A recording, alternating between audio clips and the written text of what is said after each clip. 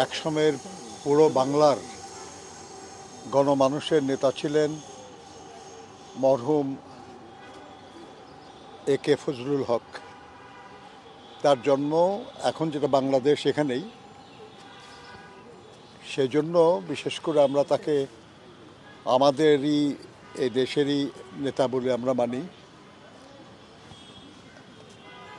আজকে তার 64তম মৃত্যুবার্ষিকী। এই মৃত্যুবার্ষিকী উপলক্ষে আমরা বাংলাদেশ জাতীয়তাবাদী দল বিএনপির পক্ষ থেকে, আমাদের দলের চেয়ারম্যান জনাব তারেক রহমানের পক্ষ থেকে তার প্রতি শ্রদ্ধা জানাতে এসেছি। আমরা তার কবরে পুষ্পস্তবক দিয়ে শ্রদ্ধা জানিয়েছি, দোয়া করেছি তার আত্মার মাগফিরাতের জন্য, এবং আমরা এটা বিশ্বাস করি যে বাংলাদেশের রাজনীতির ইতিহাসে তিনি ছিলেন এক প্রবাদ পুরুষ এবং এদেশের গণমানুষের কল্যাণের জন্য তার অসংখ্য অবদান।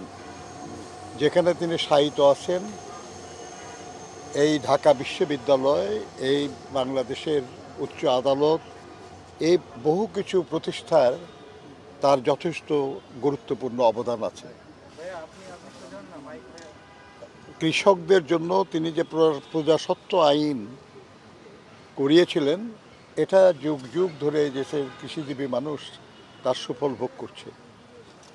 সাধারণ মানুষের প্রতি তার ভালোবাসা ছিল এবং সাধারণ মানুষ তাকে ভালোবেসেছিল। আমরা বিশ্বাস করি যে বাংলাদেশের সব রাজনৈতিক নেতা কর্মীরা তার কাছ থেকে শেখার অনেক কিছুই পাবে, কিন্তু তাকে নিয়ে আমাদের দেশে আলোচনা, পর্যালোচনা এটা কম হচ্ছে।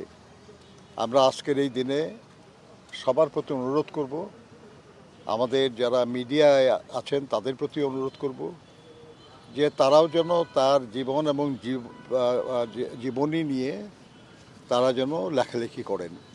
বাংলাদেশের সাধারণ মানুষ এবং রাজনৈতিক কর্মীদেরকে তারা যেন শেরে বাংলা সম্পর্কে আরও বেশি জানার, আরও বেশি বোঝার এবং সেখান থেকে আরও কিছু শিক্ষা নেওয়ার সুযোগ পান।